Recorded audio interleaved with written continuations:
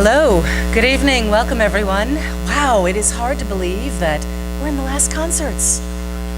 Oh my goodness. I know. What happened? It's amazing. It just went like that. Yeah. Thank you for such an amazing season, first of all. Thank you all for coming. And a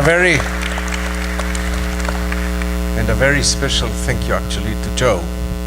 That's Joe Cantrell. Joe Cantrell. And Joe, so in case you actually have over time, certainly not starting this season, many seasons ago, you enjoyed these pre-concert talks that you guys at 89.9 Post, all classical. It's all done by Joe, and he's a volunteer. Yay, Joe. And what you may not know is that Joe also posts these onto YouTube. So if you normally come on Saturdays and you come to the pre-concert talks, obviously you're here. But if there's a series where you come on a Sunday or a Monday, you can watch these in advance because of Joe's very generous work. So thank you, Joe, again for another great season. Thank you to Joe for embarrassing us, because I can see, and I said, what? That happens. That's okay. Happens. He keeps us honest. I'm Brandi Parisi. I'm the midday host at All Classical Portland. This, of course, is Carlos Kalmar, the artistic director and conductor of our Oregon Symphony. Again, thanks for coming a little early tonight. You're in for a great show, closing the season again with Mahler, which I think we'll talk about in a few minutes. Let's talk about the Weill first. Is that okay? Absolutely. Let's commit some sins. Let's commit some sins. 7 of them, to be precise, but in 9 scenes. And the wonderful Storm Large, but a vocal quartet as well, joining us on stage tonight. So, Storm is, ours, right? So I must say that I take a tiny bit pride in the fact that I suggested back in the days, I suggested to Storm this piece. And ever since she has been touring the world with this piece, amongst other things that she does. And the group of musicians she works the most is actually called Hudson Shad, and they're going to be with us tonight. It's kind of the way it's written, actually, this group has to sound like a mixture between barbershop and comedian harmonists. And that's what they do. Well, and they represent, in the story, her family. Yeah, it's the family, and the funny part of... So, the 7 Deadly Sins is actually the story of Anna 1 and Anna 2, which are essentially the same person. One is a dancer and one is a singer. Anna 1 is kind of proper, knows what to do, calculating, restrained if necessary. Anna 2 is just, let's just do it. And so, mainly Anna 2 is the one who commits all these deadly sins in different cities of the United States. Basically because it's not so much because she wants it, it's just that it happens. Things just happen. For example, pride, which is a deadly sin. Pride happens because Anna doesn't actually, she is too proud to show her body because she's being asked to do striptease and she's too proud. So that happens. Or lust happens when she actually falls in love, of course, with the wrong man.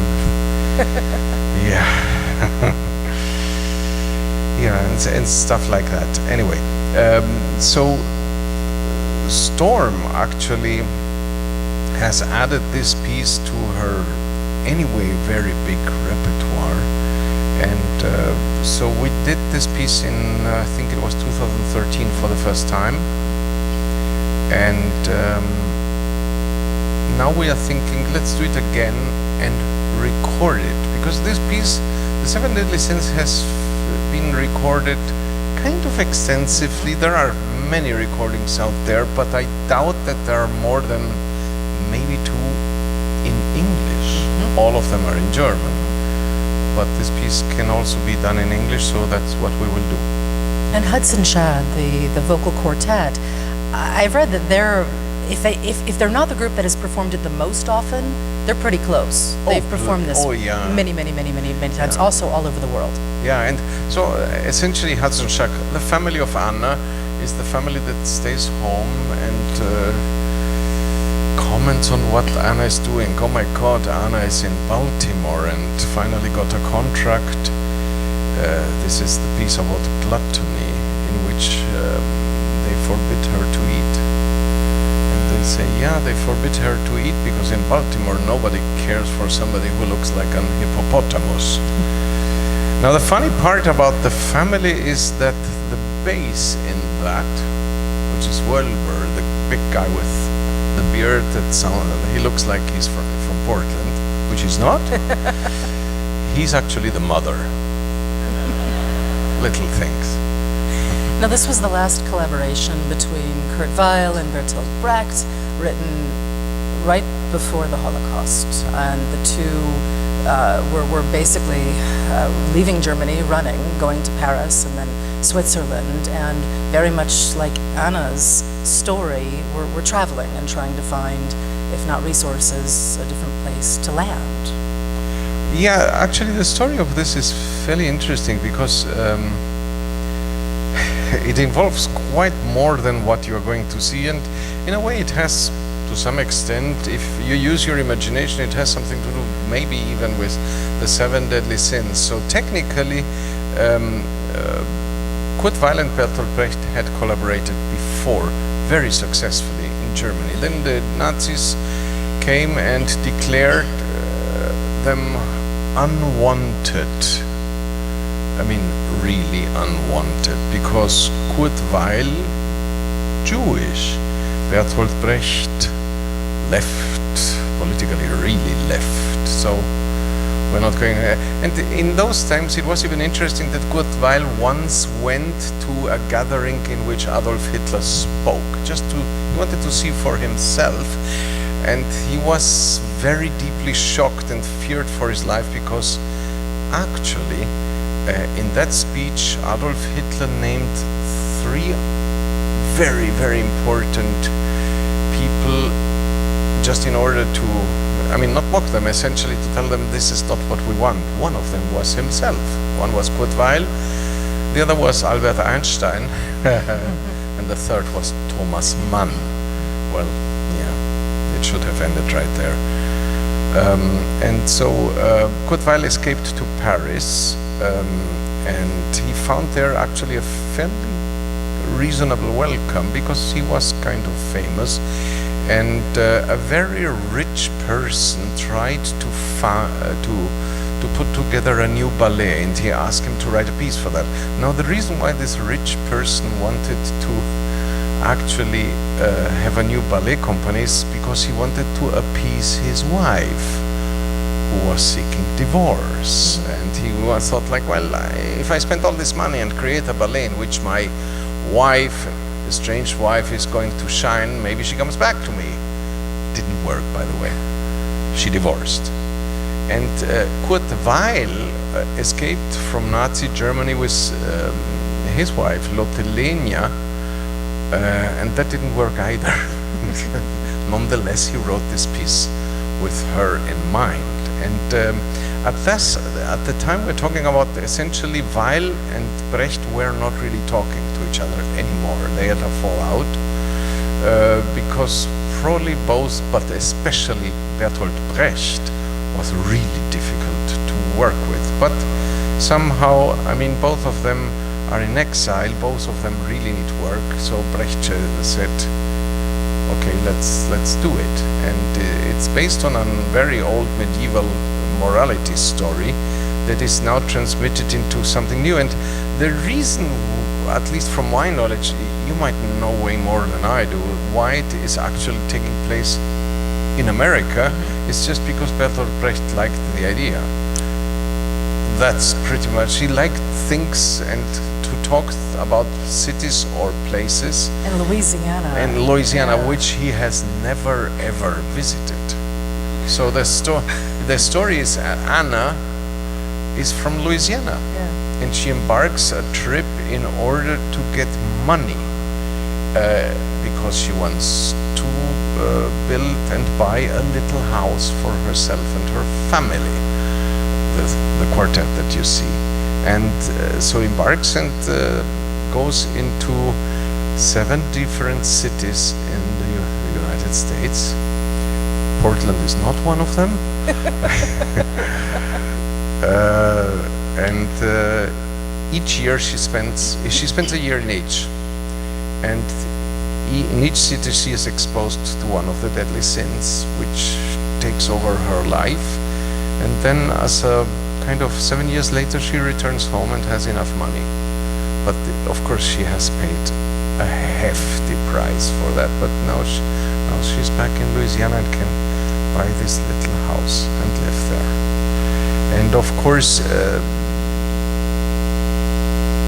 probably one of the reasons why Bertolt Brecht, who had never visited the United States at that time, wrote it, because United States, as you know, is always the country when you say the word big money or capitalism, well, we're talking about us, of course. And he thought, well, he wanted to show that if you make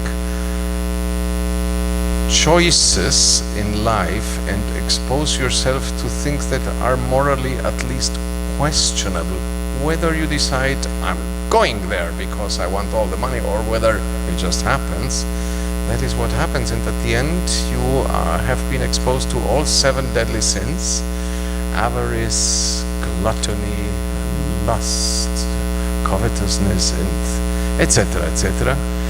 But you have the money that you need. Story of many people. Mahler. Mahler first, one of the most often performed Mahler symphonies, but at the premiere it was scandalous. People hated it. They didn't understand it.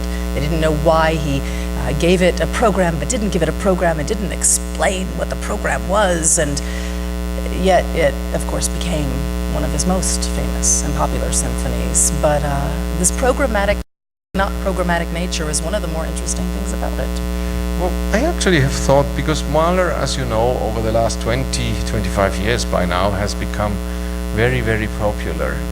And I thought, why does it even happen that the two, probably by quite a margin, most popular symphonies by Mahler are number 5 and 1.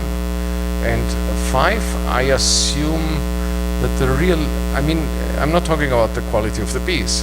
I'm just talking about what happens in what we can call popular culture. I think number 5 got more and more popular because of the movement number 4 of the Adagietto, because it had some meaning in popular culture that got beyond what Mahler, in a way, thought when he wrote that movement and when he conceived the entire symphony. And what I can make up about number 1 is there are a couple of reasons that come to mind. One is length. So, as you know, Mahler has a way of formulating things. He takes his time until he says what he wants to say. And in number 1, at least we have the advantage of it's okay. You can make it, I think. I don't know, actually. I don't work with a clock in front of me. I think you can make it in barely under an hour. Because if you have a symphony, even the best symphonies, and it lasts an hour and 20 minutes or something like that, it's a harder pill to swallow. And the number 2 reason that comes to my mind is Mahler's music is always about the struggle of the individual with what life brings to the individual, and the struggle, you have to overcome the struggle, and you have to fight for things in life. And the good thing about number 1 is that, first of all, this struggle is only kind of portrayed really, I would say, verbally, if you will, in the last movement, not in the first 3. And second, it all ends well, which helps, because There is essentially there's one other symphony that is, I think, even a little bit shorter than Mahler 1, which is Mahler 4. But Mahler 4, as I always like to say, has the disadvantage of smaller orchestra. So for Mahler, Mahler 4 is small. And second, it ends so quietly. And well, it's, I mean, you'll hear it tonight, that it's so wonderful at the end. If you stand there, everything is D major for 3 minutes, and you're like, yay, yay, yay, yay, yay, and life is good. If at the end of a symphony, even portraying something like struggle, life is good, then it's what you. If I would think as a marketing person, I would say you cannot ever end a season with Mahler 4. But you have. I have done that? Haven't you ended with 4? No? No idea. Oh, okay. I think you have. I mean, I actually like things that end. I don't care. Sure. I like things that end quietly. As if they are good, please end quietly. That's great. And Mahler 4, oh my God, that is really good. So the thing with Mahler 1, which is interesting, is that nowadays, if you listen to this piece, I wish we could all put our mind into the situation that led to actually the slight, discreet revolt against this piece. Because I think that what happened, why people didn't like this piece, is simply they were not prepared for this. Because it's, now we kind of take it for what it is and we enjoy it. But at that time it was just a little bit too much of literally everything. Because if you think what symphonies were written at the time, who was alive at the time, what did we know? I mean, Mr. Brahms comes to mind, and there the symphonies have a very, very defined structure, and everything is kind of in order, and there is only the genius of Johannes Brahms working. And in this case, it's Mahler looking for something that wasn't there before, and it's also his very first attempt to even write a symphony. And you think, who on earth can be so insane as to write his first orchestra-only piece, and it lasts for 57, 58, 59 minutes, and is so, in a way, disproportionate for what things were in that time. And on top of that, this entire story it has a program. No, it doesn't have a program. It has a program. I'm not telling you what it is. I tell you what it is, but then I tell you, forget it. I don't like you to. Essentially, historically, this is interesting because it's a composer not making up his mind. It's what it is, and there is other things that are astounding, and to me, it's always.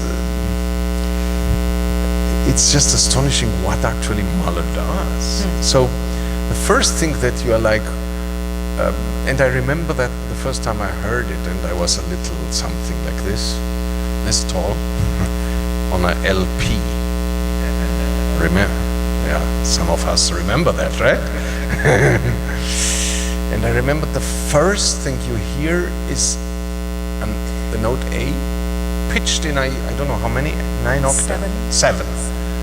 A lot of octaves. Yeah. And he refers to it as nature, the sound of nature. The same sound of nature. Yeah. And actually you hear the nature, and I think that in parts of this piece, in the first movement, you hear this developing of nature when nature is very quiet, when nothing actually happens. If you can imagine, I mean, you have to imagine yourselves being in nature, if you even find that, in a part of nature where there is no sound, absolute silence, because this piece does exactly that. And if there is to me, this is an interpretation, there's a part in which you kind of, if you remember, being in nature where it's quiet and it's fairly dry and it's hot, and you see the air kind of flaring, tantalizing and stuff like that, I think you can hear that in this music. And it takes a while until something develops and you hear a cuckoo calling in the wrong, well, that's a detail, but there's a cuckoo calling and still it doesn't move, and then there is a song, which you might not know, but it's still a song. So before this symphony was written, Mahler, years before he was the music director, no, he was not the music director, or I think he was not the music, he was conductor in Kassel, in the middle of Germany, and he fell in love with Johanna Richter, and he wrote for her, or with her in mind, the songs of a wayfarer.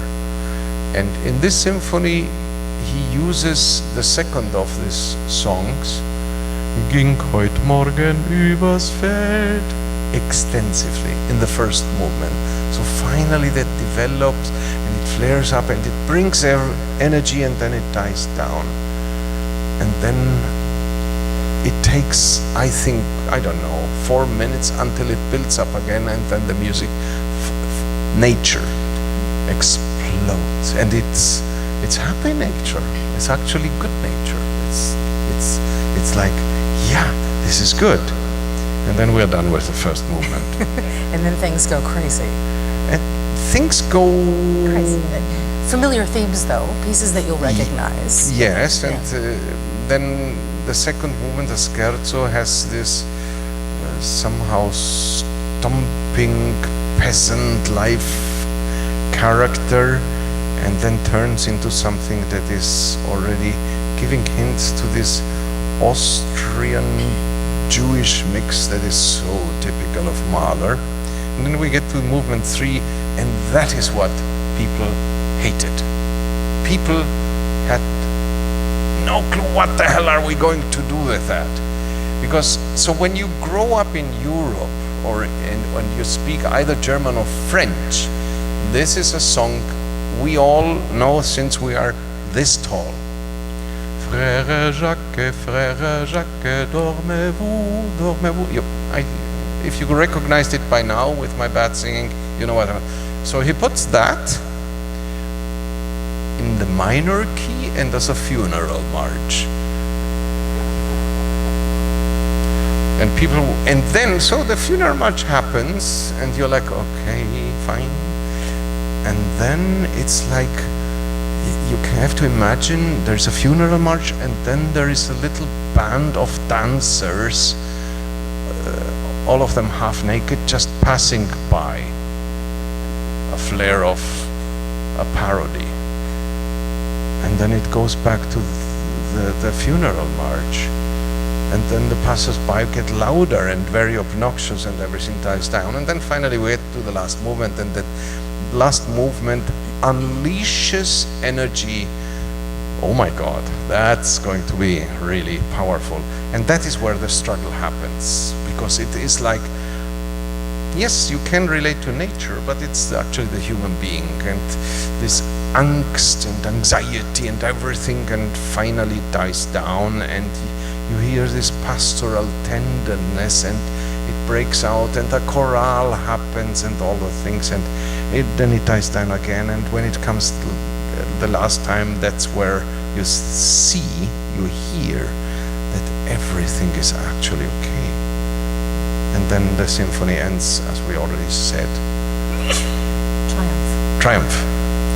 Mahler leaves nothing on the table. The whole world is in. That's literally what he always wanted. When you write a symphony, you have to pack the entire world in it and enjoy it, because if you have never heard Mahler, this is a good kind of calling card, and just brace yourself, because if you can go to 89.9 and look at their archive, and you'll go into Mahler, 6, 7, 8, 9. Then the struggle is still there, but everybody dies. So don't worry, be happy. Don't. Quoting Bobby McFerrin, I think, is a very appropriate way to end this conversation. Thank you again. And you mentioned 89.9. I want to mention that this will actually be broadcast June 20th at 7 p.m. So check allclassical.org for more information about that. Carlos, again, thank you for a wonderful season. Thank you very much. Brandi, as always. Good to see you. 7:30. Be here.